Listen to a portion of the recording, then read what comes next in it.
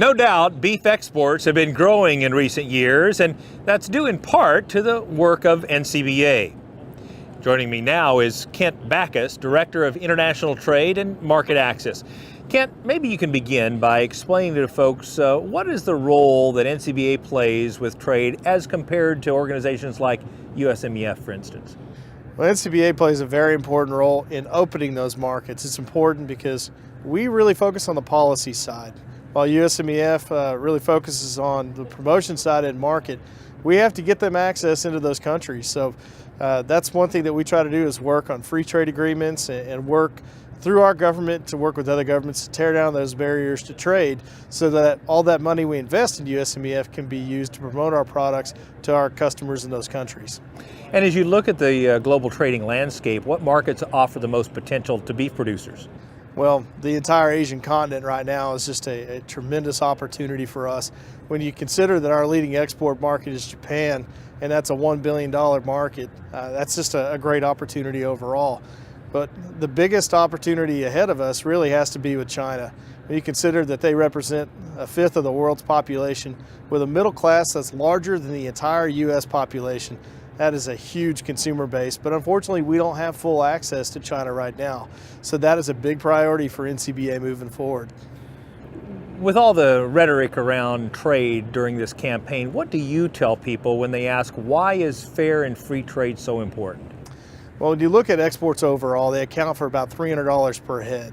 And with cattle prices, as they are, very volatile, we need those additional export markets in other countries. We need more people competing for U.S. beef.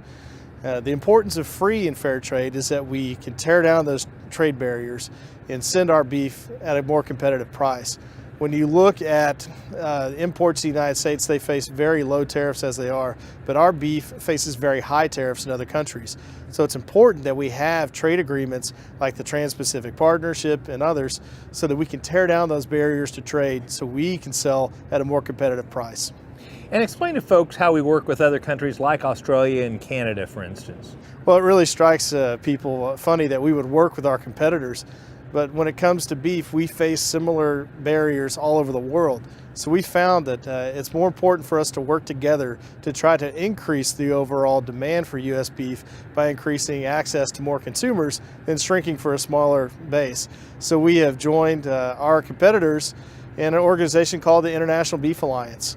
And through that alliance, we work with the Australians, New Zealand, Canada, Mexico, Paraguay, and Brazil to really open these other markets and to find ways where we can engage at the international level to address a lot of the same concerns, whether it be in trade or sustainability. And speaking of some concerns, I've had a lot of people ask me what I think of all these beef imports, and particularly Brazil, Brazilian beef coming to the United States of America. Tell folks why we take in beef imports. Well, when you look at volume and value, the United States is one of the largest importers of beef in the world. Now, a lot of that has to do because Americans love hamburgers. You know, the cuts we like are ribeyes, tenderloins, but we also love hamburgers. And most of the beef that we make in the United States is finished on grain. But you can't make hamburger patties with just grain-finished beef, so we have to import those leans. And so we get a lot of that from countries like Australia.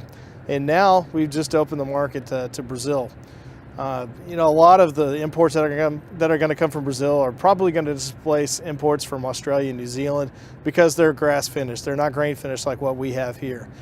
So the important thing is that any product that comes to the United States go through the same rigorous safety and animal health standards that we have here in the U.S. And that's something that we stress every day with USDA. Thank you so much for coming to the show and explaining some of these very important issues to our viewers. Thank you.